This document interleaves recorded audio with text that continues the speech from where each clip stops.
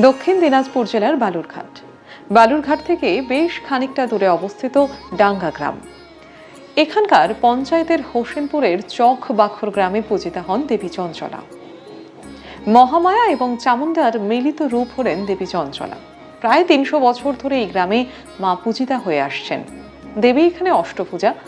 দেবীর পুজো সব থেকে যেটা অদ্ভুত ব্যাপার সেটা হচ্ছে কালী পুজো মানেই আমরা সবাই জানি যে অমাবস্যা তিথিতে দেবীর পুজো হয়, কিন্তু এখানে অর্থাৎ দেবী চঞ্চলার পুজো হয় পূর্ণিমাতে।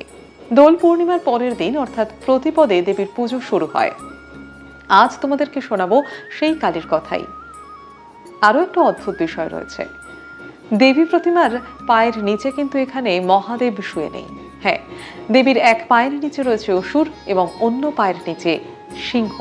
পুজো শুরু হয়েছিল কেমন ভাবে সে কথা বলতে গেলে বলতে হয় মাহিনগরের কথা। মাহিনগরের মাহি রাজা মায়ের পুজো শুরু করেছিলেন। এইখান থেকে নাকি মাহিনগর থেকে নাকি একটা সুড়ঙ্গ পথ গিয়ে পৌঁছেছিল চক বাখর গ্রামে। মাহি রাজা মারা যাওয়ার পর বহুদিন দেবীর পুজো বন্ধ ছিল। তারপর এই গ্রামের মানুষজন স্বপ্নে দেবীর দর্শন পায়, সেই থেকে আবার দেবীর পুজো শুরু হয়। ৩০০ বছর ধরে দেবী চঞ্চলা এখানে স্থির অচঞ্চল হয়ে বাধা পড়ে রয়েছেন ভক্তের ভক্তির টানে। দেবীর পুজোয় এখানে বলি প্রথা প্রচলন রয়েছে। ছাগ বলি হয় অর্থাৎ পাঠা বলি হয় এবং পায়রার চুল বলি হয় এখানে।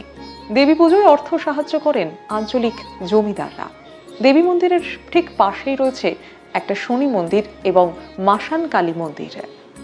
দেবীর পুজো অর্থাৎ দোল পূর্ণিমার পরের দিন প্রতিপদে দেবী চঞ্চলার পুজো হয়।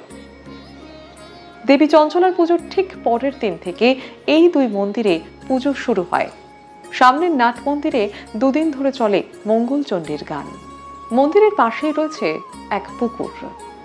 এই সেই পুকুর যে পুকুরের জল ভক্তের সমস্ত সমস্যা নাকি সমাধান করতে পারে। এই পুকুরের জলেও অদ্ভুত এক রহস্য রয়েছে।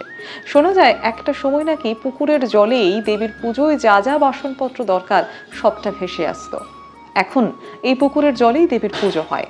পুজোর ঠিক 5 দিন আগে পুকুরের জলে ঘট বসানো হয়। বলির যে কাতরা অর্থাৎ বলির যে কাঠ সেটা কিন্তু ডোবানো থাকে সারা বছর এই পুকুরের জলেই। পুজোর দিনকে তুলে আনা হয় জল থেকে। ভক্তের ভক্তির টানে ভগবান বাধা পড়ে যান ভক্ত হৃদয়ে।